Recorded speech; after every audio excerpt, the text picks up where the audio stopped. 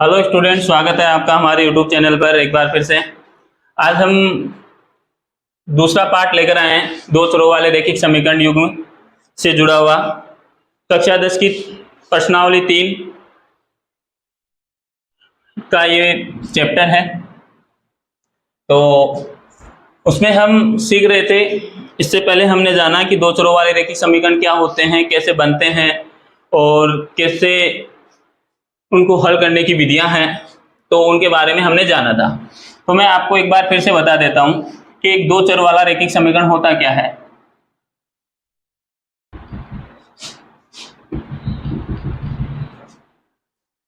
तो ये एक कोई समीकरण है, ठीक है। इस समीकरण में क्या है, ये अक्ष है और ये y है। तो दो तो चर हो गए, ठीक है। और इनकी अधिकतम घात, अक्ष और y की अधिकतम घात क्या है, 1 है। अगर ये दो चरों की बात करें तो यहां तक ये हो गया दो चर वाले रैखिक समीकरण, ठीक है। रैखिक क्यों है, क्योंकि चर की अधिकतम घात क्या है, 1 है। जहां भी चर की अधिकतम घात 1 होती है वो रैखिक बहुपद होता है, ठीक है। अगर बराबर का चिन्ह नहीं दिया हुआ है और बराबर का चिन्ह दिया हुआ होता है तो वो रैखिक समीकरण बन जाता है। यहाँ दो चर हैं तो इसलिए दो चर वाले रैखिक समीकरण के नाम से जाना जाता है। दूसरी बात कहें युग्म, युग्म क्या होता है, युग्म का मतलब आपको पता है जोड़ा होता है। तो आपको एक नहीं दो समीकरण ऐसे दिए हुए होंगे, ठीक है। ऐसे दो समीकरण आपको दिए हुए होंगे, तो इसमें भी चर की घात अधिकतम 1 है, तो ये एक युग्म हो गया। क्या हो गया, युग्म जोड़ा दो चरों वाले रैखिक समीकरण का। अब आपको इनको हल करने की 3 विधियां मैंने आपको बताई थी, एक ग्राफीय विधि, एक विलोपन विधि और एक प्रतिस्थापन विधि। आज हम सबसे पहले चर्चा करेंगे ग्राफीय विधि की। ग्राफीय विधि, ग्राफीय विधि क्या होती है उसके बारे में जानेंगे। तो सबसे पहले आपको बता दूं, ग्राफ में 3 चीजें होती हैं समीकरणों को हल करते समय, वो आपको पता होनी चाहिए, बेसिक चीजें हैं। देखो, जैसे कि समीकरण के हल ज्ञात करने के 3 अपने पास ऑप्शन आएंगे, क्या क्या होते हैं। जैसे ये समीकरण है तो इन समीकरणों को हम मान लेते हैं कि ये a1 अक्ष b1 y प्लस c1 बराबर 0। दूसरा समीकरण मान लेते हैं a2 अक्ष plus b2 y plus c2 बराबर 0। ये दो क्या है, रैखिक समीकरण है। समीकरण 1, समीकरण 2, ये दोनों क्या है, रैखिक समीकरण है। अब रैखिक समीकरणों के हम इनके अक्ष और y के गुणांकों को देखकर और अचर पद को देखकर पता लगा सकते हैं कि ग्राफ में इनके हल कैसे होंगे। अब 3 स्थितियां होती है, या तो हल के बारे में पूछ सकता है, हल कैसे होंगे, हल कैसे होते हैं, या तो संगत होते हैं या असंगत होते हैं। जिन भी समीकरणों का हल निकलता है वो संगत होते हैं, जिनके हल नहीं निकलते वो असंगत होते हैं। दूसरी विधि होती है ग्राफ में रेखाएं। ग्राफ में रेखाएं 3 प्रकार से बनती है, या तो प्रतिच्छेदी रेखाएं। जैसे प्रतिच्छेदी रेखाएं कैसी होती हैं, जो एक बिंदु पर प्रतिच्छेद करती हों, ठीक है। ऐसी रेखाएं, ऐसी रेखाओं का युग्म, देखो दो समीकरण है तो प्रत्येक की एक रेखा बनेगी और दूसरी की भी एक रेखा बनेगी। इस प्रकार ग्राफ में अपने पास 2 रेखाएं प्राप्त होंगी। अब जब दोनों रेखाएं एक दूसरे को एक बिंदु पर प्रतिच्छेद करती हैं तो उन्हें प्रतिच्छेद रेखाएं बोला जाता है, ठीक है। दूसरी चीज क्या होती है, रेखाएं या समांतर आती है। रेखाएं क्या आती है, समांतर। समांतर रेखाएं वो होती हैं जो कहीं भी एक दूसरे से मिलती नहीं है, ठीक है। जो बराबर, जिनके बीच की दूरी सदैव क्या होती है, बराबर होती है दोनों रेखाओं की। मैंने बताया कि 2 रेखाएं होंगी दो समीकरणों की, तो दोनों रेखाओं की जो बीच की दूरी है आएगी वो क्या होगी, एकदम बराबर होगी, ठीक है। तो वो कौन सी रेखाएं होंगी, समांतर रेखाएं। तीसरी स्थिति होती है संपाती रेखाएं। संपाती रेखाएं मीन्स कि दोनों रेखाएं एक दूसरे के ऊपर से गुजरेगी। जैसे ये एक समीकरण की रेखा हो गई तो दूसरे समीकरण की रेखा भी यहीं से ही गुजरेगी। तो आपको देखने से पता नहीं चलेगा कि समीकरण 1 की रेखा कौन सी है और समीकरण 2 की रेखा कौन सी है। ये तीसरी स्थिति हो गई संपाती रेखाएं। तो 3 प्रकार की रेखाएं बनेगी ग्राफ में। कौन कौन सी? प्रतिच्छेदी रेखाएं, समांतर रेखाएं और समपाती रेखाएं। ठीक है, तो ये तो हो गया रेखाओं का प्रकार। इसके बाद में मैं बताऊं तो क्या होगा, एक बार क्या होता है, मैंने रेखाएं क्या होती है, 3 प्रकार की होती है, संपाती, प्रतिच्छेदी रेखाएं और समांतर रेखाएं। ये तो तीनों रेखाओं की स्थिति होगी। ये कब बनेगी? ये हम इन दो समीकरण जो हमने बनाए, प्रतिरूप समीकरणों का प्रतिरूप। समीकरण कैसे भी हो सकते हैं। ए और बी क्या होती है? वास्तविक संख्याएं होती है। ए और बी क्या होती है? वास्तविक संख्याएं होती है। सी क्या होता है? अचर पद होता है। ये मैंने आपको पिछले वीडियो में बताया। अब इनके आधार पर हम क्या करेंगे, इनके आधार पर पता चलेगा हमें इन दोनों समीकरणों की तुलना करके कि कब प्रतिच्छेदी रेखाएं बनती है, कब समांतर रेखाएं बनती है और कब संपाती रेखाएं बनती हैं। तो तीसरी चीज और होती है हल का पता लगा। अब देखो, रेखाएं जब प्रतिच्छेदी होती हैं तो समीकरणों का अद्वितीय हल होता है। कौन सा हल होता है? अद्वितीय हल। केवल एक हल, केवल एक हल। जब रेखाएं समांतर होती हैं तो कोई हल नहीं होता, कोई हल नहीं। ठीक है, और समीकरण युग्म क्या होते हैं? असंगत होते हैं। रेखा अद्वितीय हल होता है तो संगत होते हैं।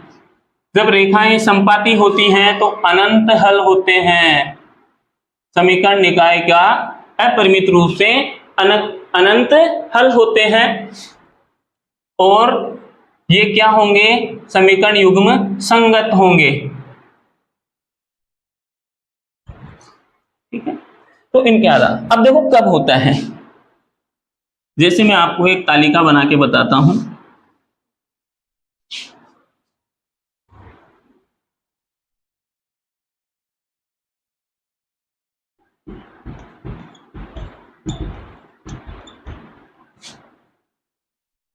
जैसे कुछ समीकरण ले लेते हैं हमारे पास, जैसे एक ऊपर लिखा हुआ समीकरण है वो रख लेते हैं।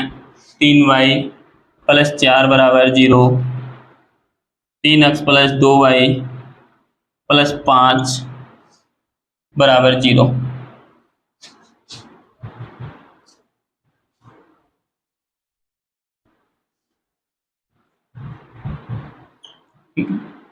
स्थिति देखो,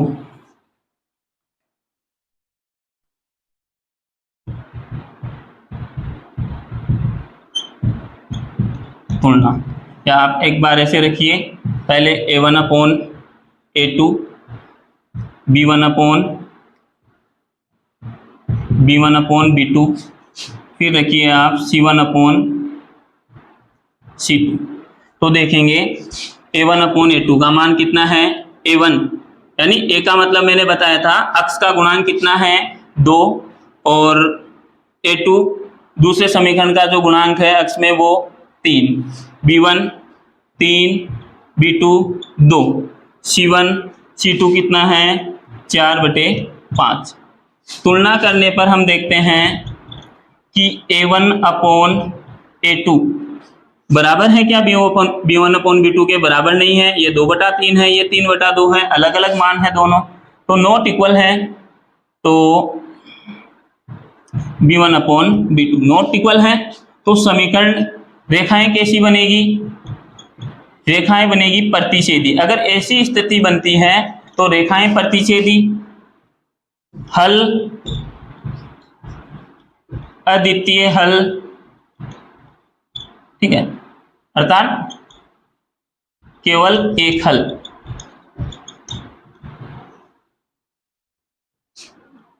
और होंगे कैसे? संगत। समीकरण युग्म कैसे होंगे? संगत। जैसे दूसरे समीकरण देखते हैं हम।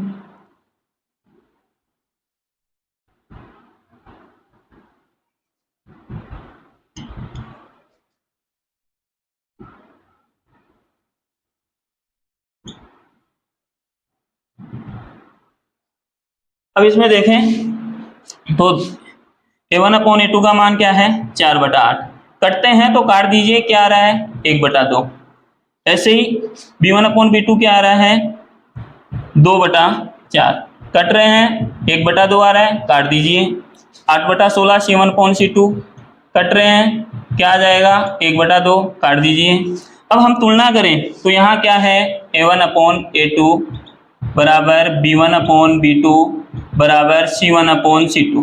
अगर तीनों ऐसी स्थिति में आते हैं, ठीक है, बराबर होता है, तो क्या होता है, रेखाएं क्या होती हैं, समपाती। रेखाएं कैसी होती हैं, समपाती रेखाएं बनेगी। ये वाली रेखाएं एक दूसरे के ऊपर से गुजरेगी और हल कितने होंगे, अनंत हल।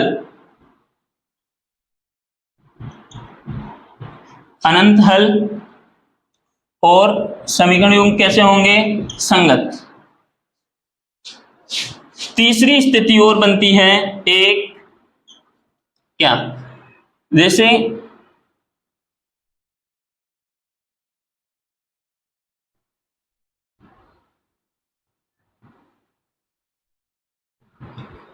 एक समीकरण कुछ और दिया हुआ आ गया,